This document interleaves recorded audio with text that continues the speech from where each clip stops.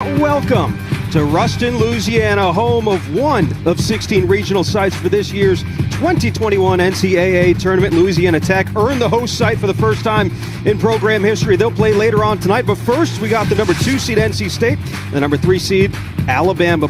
And Reed Johnston, the junior, who has been their workhorse this entire year for the Wolfpack, gets the start here in game 1. Reed Johnston has been absolutely phenomenal down the stretch for this team. It came together for this Alabama team in Hoover at the SEC tournament. They won their first 2 games before dropping their following 2. And Zane Denton has been a big part of this lineup, batting .310 this season. A full nickname is Hammy. Ranks 4th on this team with 10 doubles as well as hits with 51 of the season. And he ropes one out to right field. And this one is going to get off the base of the wall. Hammer turning for second. The throw is a good one, but sliding in safe with a 1-out double is Will Hammer. Late this year, but also behind the plate and at the dish. And he lines one back up the middle. The shift was on, and it's caught by JT Jarrett. He'll tag second, and that will do it. So defense set up well for NC State. All right, so Alabama got the bats going in the top of the first. Let's see if Tyler Ross, the junior, can keep these NC State bats at bay today from Middletown, New Jersey. And he has kind of been thrust into the starting rotation this year with Connor Prelip going down and Antoine Jean going down for this Crimson Tide team. And an NC State team that averages 7 runs a game, good for first in the ACC. Let's take a look at the starting lineup for the Wolfpack, brought to you by Capital One. And Johnny Butler this year, a .388 batting average. That leads the entire conference. No question there. And the 2-2, it's a good pitch, great location from Tyler Ross, and a strikeout to start off his afternoon. Leads the entire conference, 1.148 OPS. And he swings and flies one out to left center field. Long run for Caden Rose, but he camps under it and makes the catch. A good start for Tyler Ross, a 1-2-3 inning. We are having some success getting the bat on the ball. Swings through one there, and a strikeout, first of the day for Reed Johnston. Not obviously get to go through conference play, so one of those guys is getting his first taste as well. Johnston, 2 Ks in the inning. So 2 gone here. And this ball is hammered out to left center field, and it is long gone off the bat of Luca Tresh. His 13th long ball of the year. And we can expect to see quite a bit of that from this NC State team. Luca Tresh is a guy who got off to a great start this year, but has struggled down the stretch. He had a home run in the ACC tournament against Georgia Tech, and a guy that was 2 for his last 26 before this at bat. Absolutely drills this, but for NC State, you gotta hate it because it comes right after Jose Torres gets picked off at second base. 2-1 from Tyler Ross, and this one is hammered off the bat of Brown, and it is gone. Back-to-back homers for the Wolfpack. Absolutely incredible. This is an NC State team that was second in the ACC in home runs to only Wake Forest, and they show you the power there, and it's come from a couple of guys down towards the bottom of the lineup that were cold coming into this. Devontae Brown was 1 for his last 13 before he absolutely unloads on this fastball. A couple weeks of the season.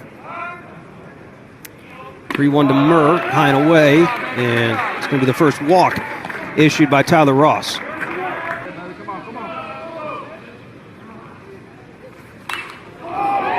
Curveball was hanging there, and this one lifted out well to right field, and it's gone. 3rd home run of the game, and NC State just like that, off of 3 home runs, the 15th of the season for McDonough, takes a 4-0 lead.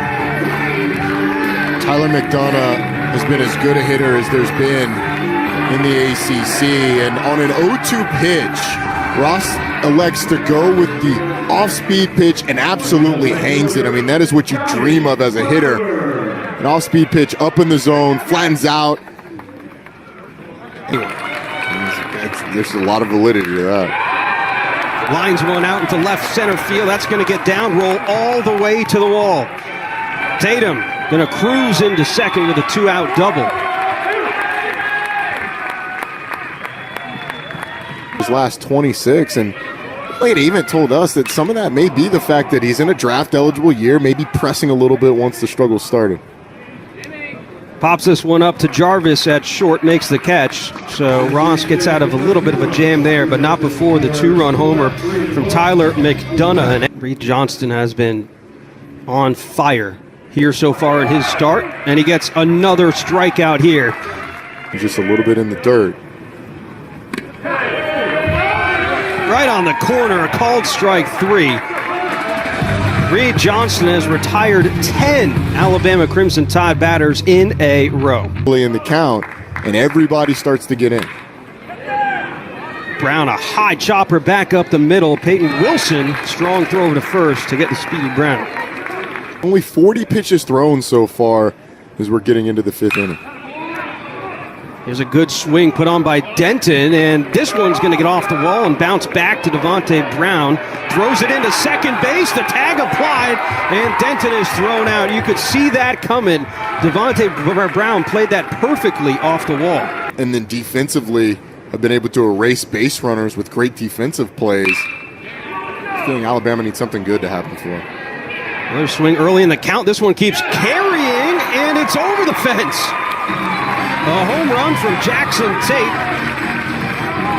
If you ask for it, it'll come, Roddy.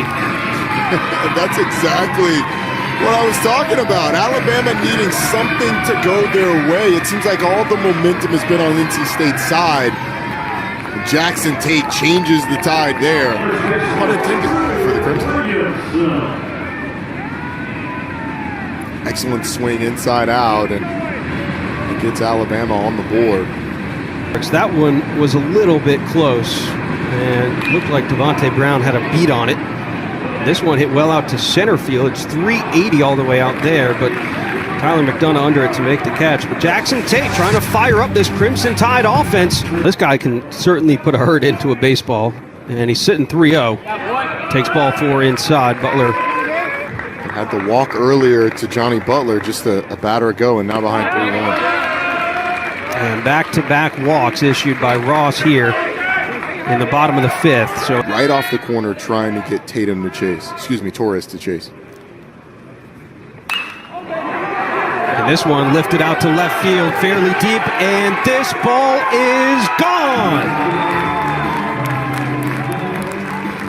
Roddy Jones, we have 4 home runs in this game off bats of the Wolfpack. That's the 7th homer of the year for Torres. And we got fireworks here in Ruston. The second one as well, Ravi, that came on a 2-strike count. The second one that came on a hanging breaking ball. I mean, once again, Ross elevates the slider, and Torres just unloads on it. He does not miss it. Flips the bat at the. You know what?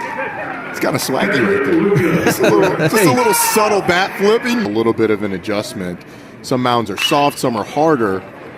But on turf, if it's slick, your foot can slip out a little bit.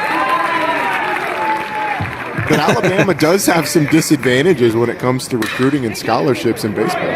This one slapped the other way, knocked down by Jose Torres. That may have kept Caden Rose from scoring. 2-1. This one hit out to center field. Gonna stay in the ballpark as McDonough makes the catch. And Johnston strands 2 on the leadoff man, Austin Murr. Rolls his wrists over on that one, fielded by Williamson. Covering is Freeman.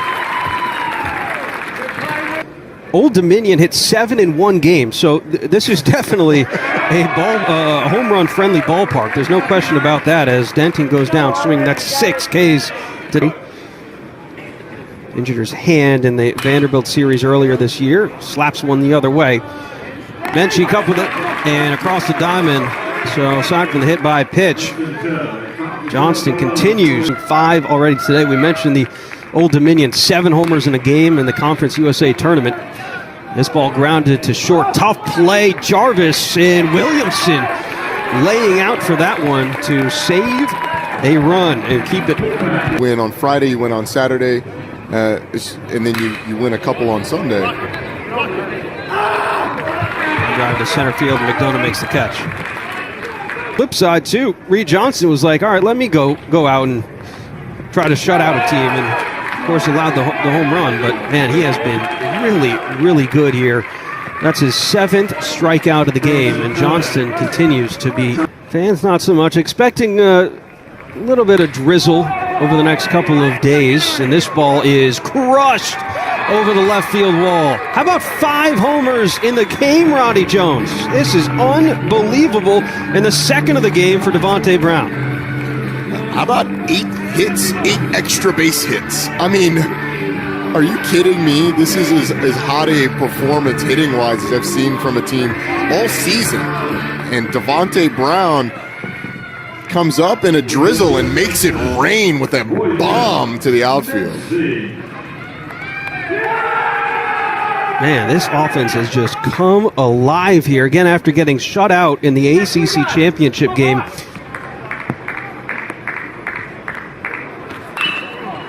Duffy went up high with it, and a ground ball to second base. Peyton Wilson, the nice play to finish it off, and Duffy strands runner in scoring position. NC State still on top, 8-1. You still have another life in you, so does not end today.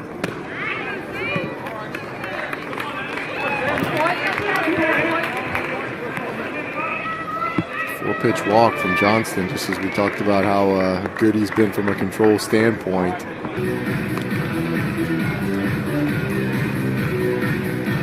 All right, welcome back.